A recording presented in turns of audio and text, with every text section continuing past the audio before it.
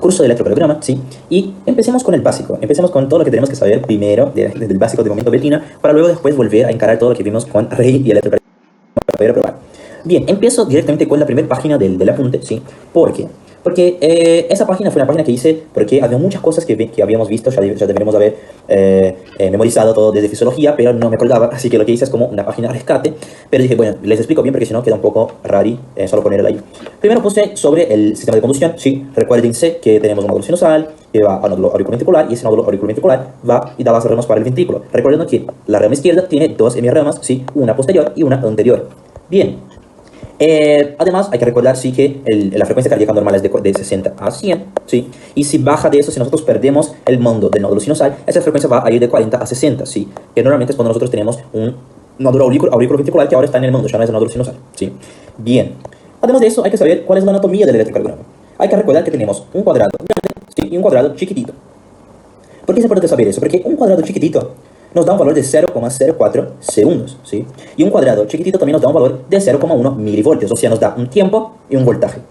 ¿Por qué es importante saber eso? Porque vamos a ver que la onda P, ¿sí? O el segmento PR, por ejemplo, tiene un valor específico. Tiene un valor específico en tiempo, ¿sí? O sea, segundos, y tiene un valor específico en milivoltios. Por eso es importante saber cuánto vale cada cuadradito, ¿sí? Bien, si sumamos todos los cuadraditos, si hacemos un cuadradito enorme, vamos a ver que hay 5 cuadraditos chiquititos. O sea, ¿qué vamos a hacer? Agarrar esos valores y multiplicar por 5. Y eso nos va a dar 0,20 segundos y nos va a dar 0,50 milivoltios, ¿sí? O sea, eso es muy importante porque significa que en dos cuadrados grandotes, ¿sí? Voy a tener un milivoltio. Estamos con eso acá. Tengo 0,50 acá, 0,50 acá, y eso me da un milivoltio. Pero es importante saber eso para saber si el complejo QRS está ok o si está alterado, ¿sí? Bien, igual ya vamos a ver. Luego tenemos las derivaciones. Cuando hablamos de derivaciones, ¿qué quiere decir? Acá tenemos nuestros queridos pacientes, ¿sí? Y vamos a ver que cuando hablamos de derivaciones bipolares, ¿sí? ¿Qué significa? ¿Que va al boliche y se come todos? No, significa que lo que vamos a hacer es comparar un lado con otro, ¿sí? Porque siempre tengo un lado positivo y un lado negativo. Lo que voy a hacer es comparar esos dos lados y eso me va a dar un valor común. A ese valor común voy a decir que es la, justamente, onda más positiva o una onda más negativa, ¿sí? ¿Cuáles van a ser los bipolares? Voy a tener D1, que compara los dos brazos, ¿sí?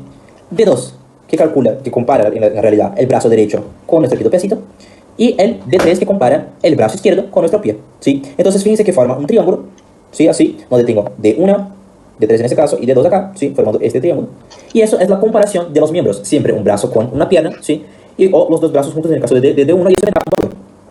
Bien, luego tengo las derivaciones unipolares. ¿Cuáles van a ser? Tengo las que sigo usando los miembros, ¿sí? Y tengo las derivaciones asociadas a las precordiales. ¿Cuáles son las diferencias entre las dos? Una usa los miembros y otra va a usar las asociaciones con el tórax del paciente. Cuando hablamos de las asociadas a los miembros, voy a tener AVR de right, AVL de left y AVF de foot, momento de books on the table, ¿sí? Donde acá en este caso estoy hablando sobre el brazo derecho, el brazo izquierdo y sobre mi pie. ¿Cuál es la diferencia con las bipolares? Que acá estoy hablando de unipolares, o sea, acá no estoy comparando nada. Acá lo que estoy haciendo es solo llevar medio que todo a una única dirección. Por ejemplo, acá está llevando todo para el brazo derecho, por eso es AVR.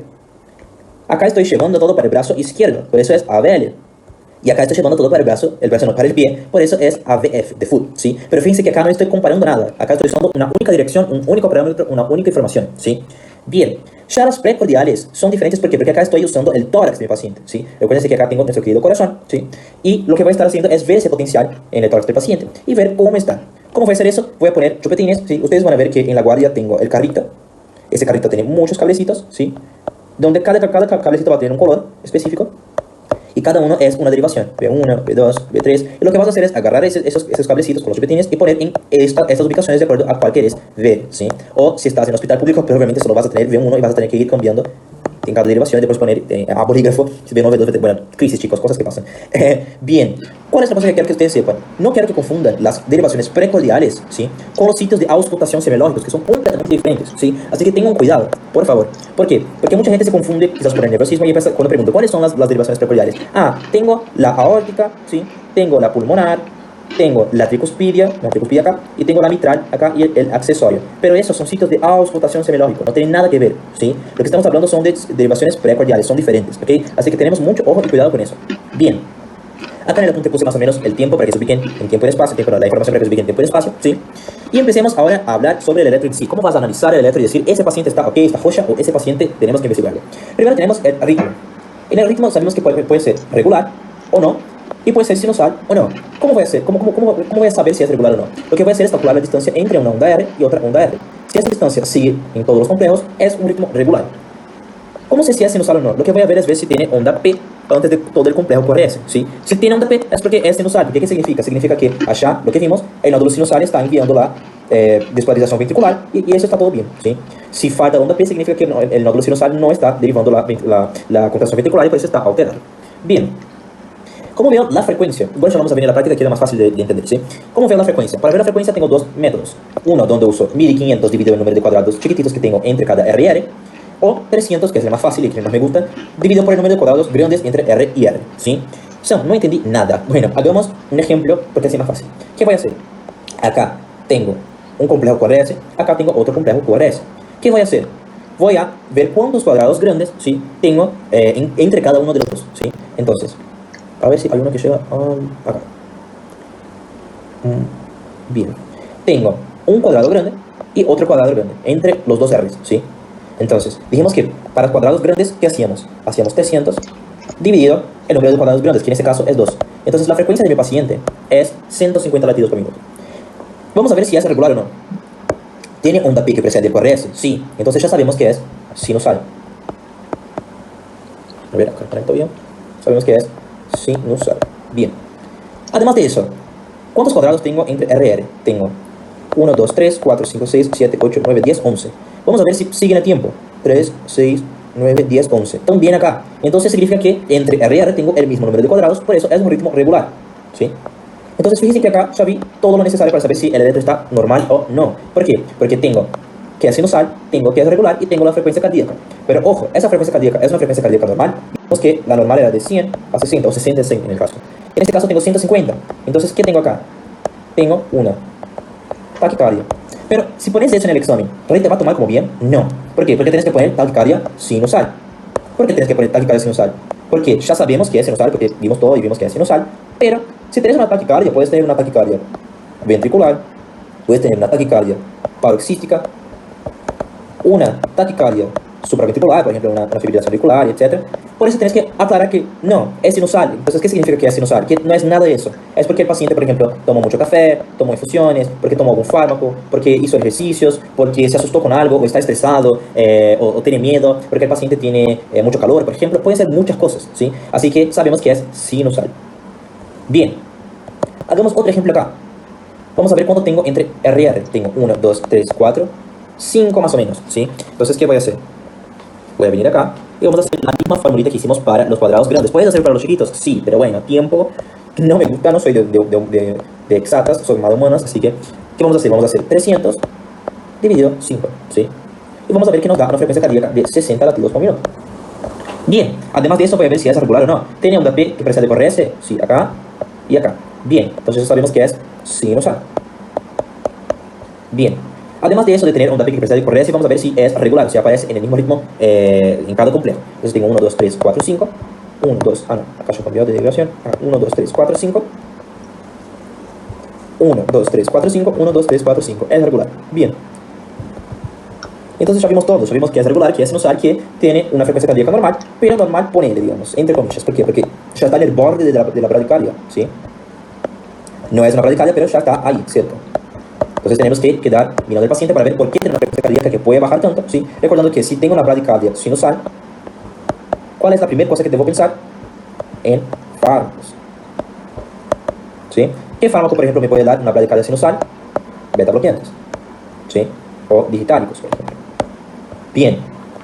Y acá tengo el último ejemplo, pero solo porque es importante, que acá fíjense una cosa. ¿Qué ven a simple vista si analizan el complejo QRS? Mirándolo así, ¿hay algo que les llama la atención? ¿Sí? Que vamos a ver más adelante en otra clase. Bueno, contéstame después. Pero ¿qué hay acá? Acá tengo un cuadrado grande, un mitad. Un cuadrado mitad y uno grande. ¿Está regular? No. Acá tengo ritmo irregular. ¿Sí? Entonces, si tengo ritmo irregular, ¿puedo hacer 300 dividido el número de cuadrados? No, porque en cada complejo tengo un cuadrado diferente. Entonces, el paciente tendría varias frecuencias cardíacas diferentes para cada complejo, ¿sí? Así que, ¿qué voy a hacer cuando el ritmo es irregular? Lo que voy a hacer es mirar y contar 30 cuadrados, ¿sí? 30 cuadrados grandes, como dice acá. Entonces, todo eso son 30 cuadrados grandes. Y después lo que voy a hacer es mirar cuántos complejos QRS tengo en esos 30 cuadrados grandes. Entonces, tengo Acá tengo 1, 2, 3, 4, 5, 6, 7, 8, 9, 10, 11, 12, 13. Tengo 13 complejos, ¿sí? Bien, ahora que se ve todo. Bien, acá está. Tengo 13 complejos. Entonces, ¿por qué es importante saberlo? ¿Qué voy a hacer? Voy a hacer el número de complejos QRS que tengo en cuadrados grandes, ¿sí? QRS, voy a poner acá cuadrados en 30 cuadrados grandes, que me va a dar un número, y en ese caso me dio 13, ¿sí? Y ese número lo que voy a hacer es multiplicarlo por 10, y me va a dar la frecuencia cardíaca, que en ese caso es 130 latidos por minuto. Bien, entonces, volver porque no entendí. Para calcular un ritmo irregular, ¿qué voy a hacer? Voy a contar cuántos complejos QRS tengo en 30 cuadrados, y a ese número lo voy a multiplicar por 10, y eso me va a dar la frecuencia cardíaca irregular, ¿sí? Bien, ese paciente en ese caso está taquicárdico, ¿sí? Es una taquicardia irregular, ¿ok? Bien. Acá ya les hago un tip para la clase que viene, ¿sí? Que si tengo una taquicardia irregular, y el QRS en ese caso es ancho o es angosto, en ese caso es angosto, ¿sí? Por eso vamos a ver, y el QRS es angosto, solo hay una cosa que puedo pensar, que es la fibrilación auricular, ¿sí? Esto es una letra de una fibrilación auricular, ¿sí? Tanto que acá vemos las ondas F. Pero bueno, tranqui que ya vamos a ver en la otra clase. Bien, sigamos. Entonces ya vimos todas las derivaciones, ¿sí? Y si ustedes se dan cuenta, yo sabiendo cuáles son las derivaciones bipolares, ¿sí? Y las unipolares en el caso de ABF, ABL y ABR, yo puedo hacer el grafiquito que nunca podemos hacer porque nunca sabemos cómo y cuándo empezar, ¿sí? Pero fíjense una cosa, acá tengo D1, D2 y D3, y acá que tengo D1, ¿sí? D2 y D3, ¿sí? Entonces si quiero dibujarlo, ¿cómo voy a hacer? Voy a hacer, no sé, voy a hacer así, D1, ¿sí? D1, voy a hacer D2 y voy a hacer D3, ¿sí? Voy a poner acá D1, D2 y D3. Bien. Y después, ¿qué voy a hacer? Voy a poner las unipolares, ¿sí? ¿Dónde? En el caso de las unipolares, que voy a hacer acá en rojito, voy a tener ABF, que va hacia donde es el pie, por eso es hacia abajo. Voy a tener ABR, ¿sí? Que es así, va hacia la derecha. Y voy a tener ABL. Y así se formó, acá parece que no, porque no soy artísticamente talentoso, pero les juro que eso es igual a eso, ¿sí? Lo que están viendo acá, ¿ok? Entonces fíjense que este grafiquito es nada más que las derivaciones que nosotros ya vimos acá arriba, ¿sí? Todo eso, un día lo juntaron y formaron ese gráfico, ¿sí? Bien, ahora vamos a ver cómo calcular el eje cardíaco sabiendo todo eso, ¿sí? Bien, para calcular el eje cardíaco tenemos tres métodos. El método de la onda isodifásica, el método del eje y el método de D2 y ABF, ¿ok? Bien, cuando usamos el método de la onda isodifásica, ¿qué vamos a hacer? Lo que vamos a hacer es justamente buscar una onda isodifásica, ¿sí? Que esté a nivel del complejo. Y después de buscar esa onda isodifásica, vamos a buscar su perpendicular. Entonces, por ejemplo, mirándolo así a simple vista, ¿ven alguna onda isodifásica? Acá tenemos. ¿Dónde está esa onda isodifásica? ABL. Entonces vamos a ir hacia el grafiquito y vamos a buscar ABL, ¿sí? Que está en este caso acá. Bien, ¿qué vamos a hacer después? Vamos a ver cuál es su perpendicular, o sea, la que le cruza. Que es, en este caso es esta de acá, D2. Entonces, ¿qué significa eso? Significa que el eje cardíaco del paciente está en D2. ¿Cómo podemos corroborar? Vamos a ir en D2, que es en el caso, y vamos a ver que el mayor complejo QRS justamente está en D2. Entonces sabemos que estamos bien, ¿ok? Bien, además de eso sabemos que está normal, ya que sabemos que va de 0 a 110 más o menos en el cuadrante izquierdo, inferior izquierdo, entonces sabemos que está normal. Bien. Después, si no tenemos onda isodifásica, ¿qué hago? No, mentira. Lo que vas a hacer es usar otros métodos sin la onda difásica. Como por ejemplo, lo que vas a hacer en este caso del eje es justamente ver ABF y D1, ¿sí? Entonces vamos a ir a D1, que está acá, y lo que vas a hacer es contar cuántos cuadraditos negativos tenés y cuántos positivos tenés, ¿sí? Entonces, por ejemplo, acá cuántos cuadraditos positivos tengo, 1, 2, 3, 4, 5, 6, 7, 8. Acá tenés 8 cuadraditos positivos. ¿Y cuántos negativos tenés? Tenés 1, 2. Tenés 2 negativos. El total de eso, ¿sí? Momento matemática, que vas a tener es 6. Bien, 6 positivos. Después, lo que vas a hacer es mirar la perpendicular, que es ABF, ¿sí? Entonces vas a ir acá en ABF y vas a hacer exactamente la misma cosa, ¿sí? Incluso tenemos un bloqueo acá. Vas a hacer 1, 2, 3, 4, 5, 6, 7. Tenemos 7 positivos, ¿sí? ¿Tenemos algún negativo? No, porque la onda isodifásica está justamente en el mismo lugar que la otra, ¿sí? Así que, ¿qué vas a hacer? Lo que vas a hacer es sumar a las dos, ¿sí? Entonces voy a hacer 7 con 8, que es igual a 15. Y lo que vas a hacer es venir al gráfico y vas a formar justamente separaciones, digamos, entre ABF y D1. Entonces, en el caso de D1, ¿cuánto había dado? D1 nos dio 6, ¿sí? Entonces, ¿qué vas a hacer? Vas a dividir los espacios acá en 1, 2, 3, 4, 5, 6. Y ABF nos había dado ¿cuánto? Nos había dado 7. Y acá vas a hacer lo mismo, vas a dividir en 7. 1, 2, 3, 4, 5, 6, 7. Bien, después lo que vamos a hacer es juntar las dos, ¿sí? Igual acá hice con una buena, vea. 1, 2, 3, 4, 5, 6, 7 y 8. Bien, entonces vas a juntar el número de cada uno. Entonces el de uno nos había dado 6. Entonces vamos 1, 2, 3, 4, 5, 6. Después acá había dado 7 en el caso de ABF. Entonces vamos 1, 2, 3, 4, 5, 6, 7. Vamos a ver que más o menos se junta acá. ¿Cómo se junta acá? ¿Cuál es el que más está cerca? De 2, ¿sí? En este caso es de 2. Entonces así sé que el gráfico nos indica que el eje está a de 2. Eso es muy complejo y muy difícil, por eso no hacemos eso en la guardia. Hasta porque, ¿quién dice que vas a poner exactamente un buen valor de espacio entre los dos? Pero bueno, a veces no tenemos la onda isodifásica y a veces queremos saber exactamente cuál es. Como vamos a corroborar, lo que vamos a hacer es justamente venir en D2 y vamos a ver que justamente tiene mayor complejo que D3 y que D1, ¿sí? Bien. Otro método, que es el método más simple y más fácil, es el de D1 y ABF. ¿Qué voy a hacer? Voy a ver si están positivos o negativos. Por ejemplo, si D1 está... Vamos a ver dónde está D1. D1 está positivo, ¿sí? Entonces ya vamos a marcar acá. Y voy a ver ABF. Y voy a ver que ABF está positivo también. ¿Qué significa eso? Significa que el complejo de mi paciente está entre D1 positivo y ABF positivo. Así sé que está normal. No voy a saber exactamente dónde está, pero voy a saber que está en el cuadrante inferior izquierdo, o sea, está normal, ¿sí? ¿Cómo puedo corroborar en cuál está? Lo que voy a hacer es la misma cosa que hago en las otras. Voy a ver ABR. ¿Dónde está ABR? ABR, acá. Tiene dos cuadraditos más o menos. Y voy a comparar con D2. D2 tiene 2 también, pero un poquito más. Por eso sé que el eje probablemente está más o menos acá, ¿sí? Entre los dos. Obviamente no voy a saber cuál es el valor específico, ¿sí?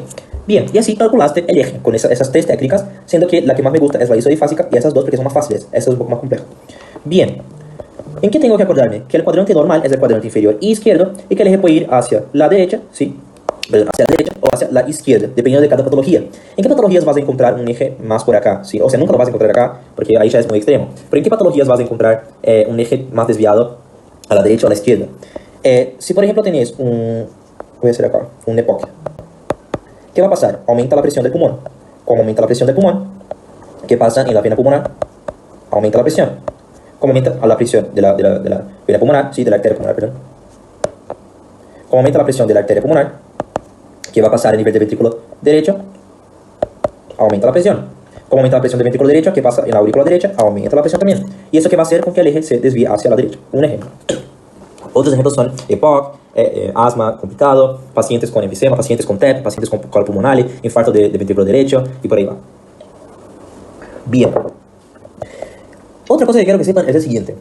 Por último, lo que vamos a hacer es hablar de las ondas, ¿sí? Pero antes quiero que sepan cómo identificar una onda y entenderla, no solo memorizarla, ¿sí? ¿Cómo vamos a hacer eso? Recordemos que acá tenemos a Josh, por ejemplo. Josh es un fotógrafo. Acá está, tuki. Bien. ¿Y qué hace Josh? Imagínense que Josh es un fotógrafo, ¿sí? Que está viendo al potencial de acción del corazón, ¿sí? ¿Y qué pasa? Josh lo que va a hacer es mirar el potencial. Y cuando el potencial va en su dirección, ¿sí? Josh va a decir que el potencial es positivo, ¿sí? Pero si Josh ve que el potencial se aleja de su dirección, va a decir que el complejo va a ser negativo. Pero ¿cuál es el problema? Nosotros no tenemos solo a Josh mirando el corazón. Tenemos a muchos otros Josh mirando el corazón, ¿sí? Tenemos uno acá, por ejemplo. ¿Y qué pasa? Lo que es positivo para él es negativo para él. Y lo que es negativo para él es positivo para él. Porque cada uno está viendo de su perspectiva, como un chisme, ¿sí? ¿Por qué es importante saberlo? Porque eso explica por qué en D1, por ejemplo, yo voy a tener una onda P positiva, ¿sí? Y por qué en D3 yo puedo tenerla negativa. O por qué en ABF yo puedo tenerla negativa. ¿Por qué? Porque cada uno tiene diferentes cámaras, cada uno tiene diferentes Josh mirando a cada uno de los potenciales. ¿Sí? Bien. Empecemos a hablar de las ondas. Primero, la onda P. La onda P aquí estaba asociada a la despolarización ventricular. Bien. ¿Por qué es importante saber eso? Porque el primer componente de la onda P es la aurícula derecha. El segundo componente de la onda P es la aurícula izquierda. ¿Por qué es importante saber eso? Porque puede pasar que tenga una onda P de una hipertrofia de la aurícula derecha, o una dilatación de la aurícula derecha, por ejemplo, por una estenosis tricuspida, o un colo pulmonar. Entonces voy a ver que la onda P va a tener un componente aumentado y otro que baja. ¿Por qué? Porque tengo mayor componente en la aurícula derecha, ¿sí? O puede pasar que la onda P se vuelve muy picuda, ¿sí? Porque tengo un mayor componente de la aurícula derecha, lo mismo. O puede pasar al contrario, al revés, en la aurícula izquierda, donde la onda derecha está normal, pero la izquierda se altera, ¿sí? A eso, ¿cómo vamos a llamar? En el caso de la alteración por la aurícula derecha, podemos tener, por ejemplo, la onda P pulmonar, ¿sí? Que se asocia a hipertrofia del ventrículo derecho, a dilatación de la aurícula derecha, a un TEP, por ejemplo, ¿sí? Y a eso, ¿a qué vamos a llamar? Vamos a llamar de onda P mitral. ¿Por qué? Porque puede pasar que tenga, ¿sí?, una situación en que acá tengo los ventrículos, ¿sí?, pero acá en mi ventrículo izquierdo tengo una estenosis mitral. Si tengo una estenosis mitral, aumenta la presión acá. Si aumenta la presión acá, ¿qué pasa con la presión? Llega a la aurícula, dilata la aurícula, y eso me da, ¿qué? Un aumento de presión. Si eso me da un aumento de presión, entonces mi onda P, ¿qué va a pasar? Va a tener la onda del aurícula derecha normal, pero luego tengo una onda exacerbada de la aurícula izquierda, porque hay aumento de presión. Y eso parece una M de mitral, ¿sí? Igual vamos a ver en cada patología. Pero bueno, solo para que se ubiquen más o menos en espacio y tiempo, ¿sí? Y recordando que el valor normal es hasta 0,12 segundos, o sea, 3 cuadraditos, y 0,25 milivoltios, ¿sí? Bien. Luego tengo el intervalo PR, uno de los más importantes del electro, ¿sí? ¿Por qué? Porque acá entra la patología que sí o sí va a entrar en el examen, no puedes huir de esa patología, que es el bloqueo. Bien. El segmento PR tiene un valor, ¿sí?, de más o menos 0,12 a 0,20 segundos. O sea, de 3 a 5 cuadrados, ¿sí?, cuadrados chiquititos. Bien, si tengo un PR que tiene menos de 0,12 segundos, o sea, está acortado, ¿en qué patología puede pensar? En síndrome de Wolff-Parkinson-White, ¿sí?, donde tengo un acortamiento de PR. Si tengo un PR que está mayor a 0,20 segundos, o sea, mayor a 5 cuadrados chiquititos, ¿qué voy a tener? Voy a tener un bloqueo, ¿sí? Y en este caso puede ser bloqueo de primera, segunda, tercera, y ahí va, ya vamos a ver. Bien, después tenemos el complejo QRS. En el complejo QRS, ¿qué va a pasar? En este caso, yo voy a tener una onda Q, una R y una S. Cada onda significa algo. ¿Por qué? Porque primero tengo una despolarización del tabique, ¿sí? Después del tabique tengo la despolarización ventricular, y después de la despolarización ventricular tengo la despolarización de las bases, ¿sí? Y cada eso genera una onda. Entonces tengo septo, tengo ventrículos y tengo base, ¿sí? Lo que pasa es que como la base y el ventrículo están alejándose, pues eso veo negativo y a veces no voy a ver la onda Q. Normalmente no voy a ver la onda Q, salvo que sea una onda Q patológica que vamos a asociar a un ion, que ya vamos a ver. Bien. ¿Qué tengo que saber por ahora del complejo QRS? Hay que saber que el valor normal es de 0,6 a 0,10, ¿sí? ¿Y eso qué significa? 2 cuadritos y medio. ¿Por qué? Porque si tengo una patología donde está muy corto, ¿sí?, voy a decir que es una patología de QRS angosto. Y si es una patología de QRS aumentado, voy a decir que es un QRS ancho.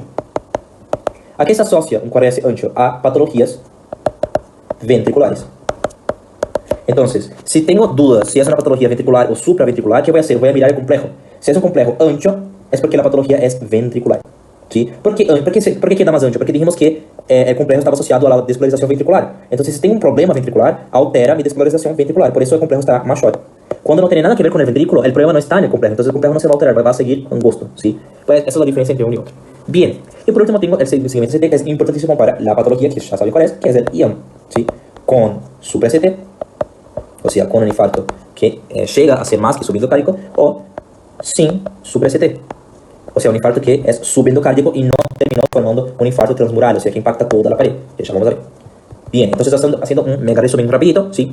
Cuando hablamos de las ondas, las más importantes principalmente, vamos a ver que la onda P tiene el componente derecho e izquierdo, y si tengo alteraciones derechas me da una P picuda, y si tengo alteraciones izquierdas, como por ejemplo una estenosis mitral, me puede dar una onda P mitral. Y el valor normal es 0,12 segundos, hasta 0,12 segundos, ¿sí?